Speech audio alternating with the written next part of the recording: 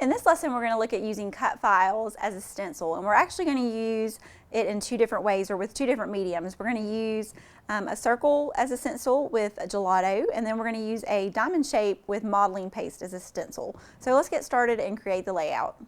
So now we're ready to start putting our cut file together to make our stencil. So what I'm going to do first is I'm going to use the circle tool, and I want to draw a circle that's about 3 inches. So I'm going to hold the shift key down and use my measurements here in Silhouette Studio to get that sized. So I have that at 3 inches. And what I'm going to do is I'm going to create kind of a grid with the circles. So I'm going to grab this one and move it over, and I'm going to copy this. So I'm going to go to Edit, Copy, and then Paste. And I'm going to add this circle next to this one. And then I'm going to go back in and do one more. And I think what I'm going to do to help me get these lined up a little bit better is I'm going to go to View and show my grid. So now you can see your grid. And that's going to help me just line up my circles to make sure that they're evenly spaced and evenly lined up. And so I'm going to leave a little bit more space in between each one of those and just kind of shift that over a bit. And then I want to get it even on the mat. So I'm just going to shift that over. And I actually want to have 3 total rows. So what I'm going to do is I'm just going to select this whole row together, and I'm going to copy that and then paste it. So you can see that I got all 3 circles together. And I'm just going to line that up under the first row. And I'm going to do one more row, so I'm just going to paste that again and place it under that middle row. And I want to kind of make sure that those are lined up evenly. So I'm just going to use my arrow key to kind of bring that over and down just a bit. And so you can see that those are pretty much spaced evenly. So what I'm going to do is I'm going to go ahead and put my white cardstock. You can use any color cardstock you want to for this technique, since we're using it as a stencil. It won't really matter as far as what color you're using. So I'm going to just place some white cardstock here on the mat and load it into the machine. And since we're using cardstock, we want to make sure that we have our blade set to 5. So I'm just going to check that really quick. And we do have it set on the 5 depth setting. So I'm going to add it back into the housing. And then we want to go ahead and send these. So we want to make sure that our cut settings are set to textured cardstock. And it's already on there. So we just click it and make sure that our blade depth is at 5. And so now we're going to send that to the silhouette. So now I've cut the circles, and I'll show you that page in just a minute. So we're going to do another step because we're going to have kind of a layered texture with the stencil. So what I'm going to do is I'm going to leave the circles here for right now, and I want to open up another cut file that's kind of a little diamond shape. So I'm going to go to the folder to open that, and it's on my desktop, so I'm just going to select it and open it. And it's actually going to open it in a new window. So what I'm going to do is trace it here. I'm going to go to Object and then Trace. And I'm going to do Select Trace Area. And then I'm going to uncheck the High Pass Filter box. And then under Apply Trace Method, I'm going to trace. So that is going to give me my little trace image here. Now I want to do something, because in just a minute I'm going to do one more cut. So what I'm going to do really quick is I'm going to go back to this page that had our circles. And I'm going to select over those. And I'm going to do Edit, Copy. And now I'm going to go back to the new page that our diamond opened on. And I'm going to go back in and paste those circles. We're going to use those again in just a minute, and I want them to be in those kind of same spots that they were. So now I'm going to go back to our first page of circles. I got to copy my diamond first, so I'm going to copy that so I can bring it over. So copy the diamond shape that we traced, and now I'm going to paste it here. So what I want to do is I'm going to kind of line this up in the middle of the circles, and you can see it's a little big, so I'm going to size it down just a bit. And we want to keep the circles here so that we can get the diamond shape lined up inside those, so that when we cut it, the stencil is going to match up with our circle shape also. You don't want to move these, because if you do, then your shapes are not going to line up when you're ready to do the stenciling. So we're going to go and add our little diamond shape here to each one of the circles. And once we have these in, then we're going to go back and we're going to get rid of the circle shapes this time and just cut the diamond. So we're going to add these to each one of all of our circles.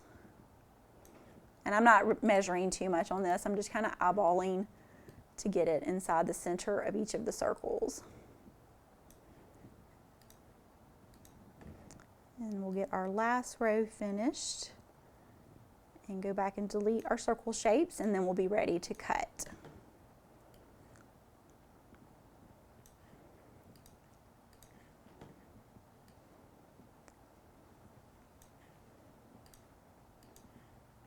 Okay, so now we've got this last one in its spot.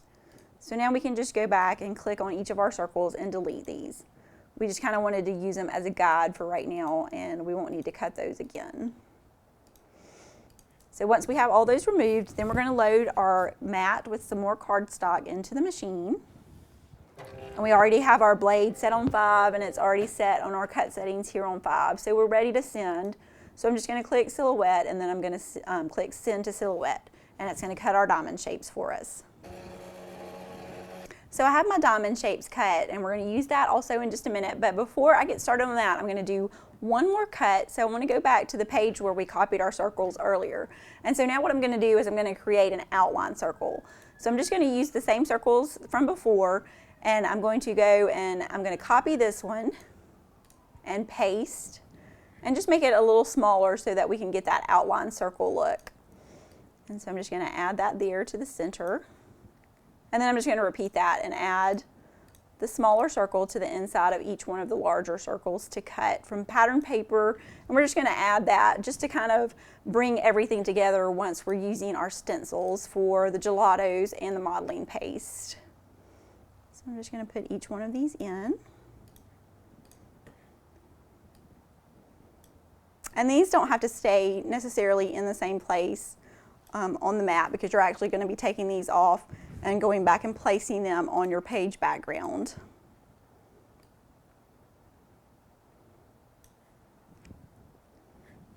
And if you wanted to save time, you could just do one, and then once you had them together, just go ahead and repaste it. But since we had these here, I just thought we could go in and add the circle to the center of each one.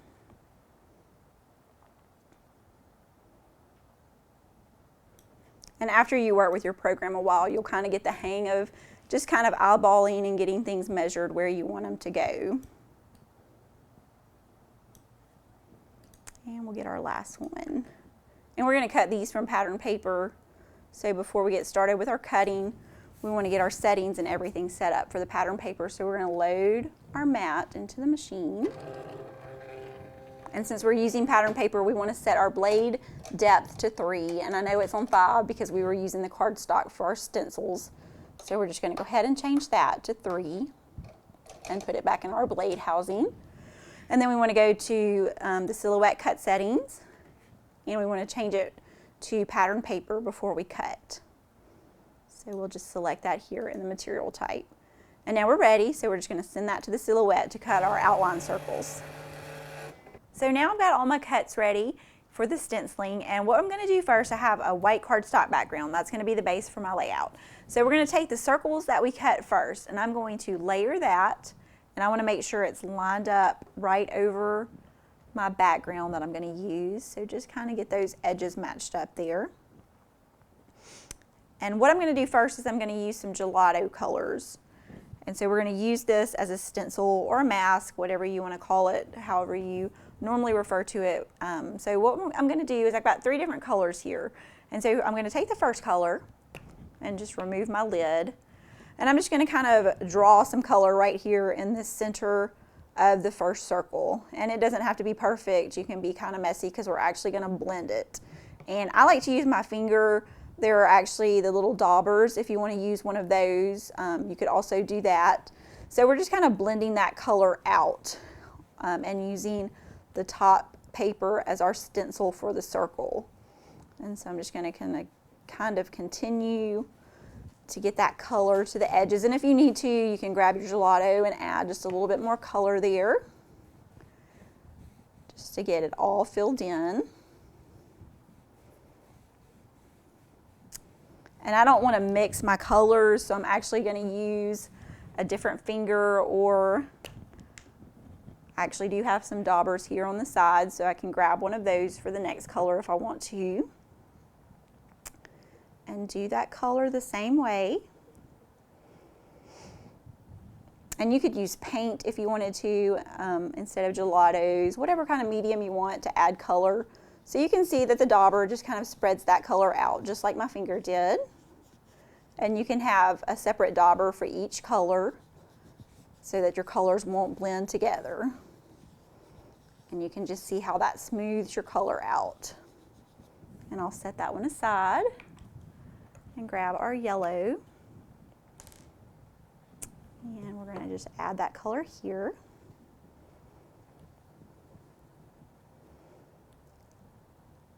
Since this is a lighter color, I'm going to add just a bit more to help it spread out. And so now I have my second dauber, so I can use it to spread out the yellow.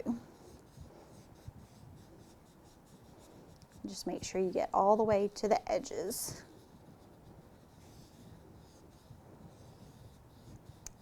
And so you would finish by continuing to add those colors. You could alternate the colors just so they don't match up and have them just separated. And so now what I'm going to do next is I'm just going to take this up and we'll pretend like I finished all my other ones. And now I'm going to take the other sheet that we did, which was the diamond shape, and we're going to layer that right over the edges of the white cardstock, just like we did the circles. So now we're going to use this as the stencil for our modeling paste. And so I just have some Liquitex modeling paste here, so I'm going to take my lid off. And I like to use just a little squeegee. You could also use like an old library card, anything that has an edge on it, so you can use it to spread your modeling paste out. So I'm just going to use the tip of my paintbrush here, and I'm going to get some of the paste out, and I just want to kind of line it on the edge of my little squeegee. And so now that I have that, I'm going to hold down my mask or my stencil, and then I'm just going to spread that over the shape right here. And you can use your little squeegee to kind of pull up that excess and then go to your next shape and just add your modeling paste. And make sure you want to get it all the way in those little edges and corners. And I may just want to add a little bit more to finish that last one. And just to add over the yellow here. Just make sure you push it down in those corners. And usually when you're finished, you can kind of just do your excess paste right back in to your bottle. And so once we're done, then you can just pull up your stencil. And you can see how you have those shapes layered over the gelato color that we did. And I wanted to add one other element to it. So the circles that we cut earlier, the little outline circles, I just took those and added some adhesive behind those on the back side. So just add a bit to each one. And then I just lined it back up. And because we cut it at that same size, you can see that it fits perfectly around your circle shape. And so now you have 3 layers that we used to create a stencil look. And you can see that my final layout, I just kind of have that in the background, and I layered my photo and my title, and I did add some stitching for an extra texture.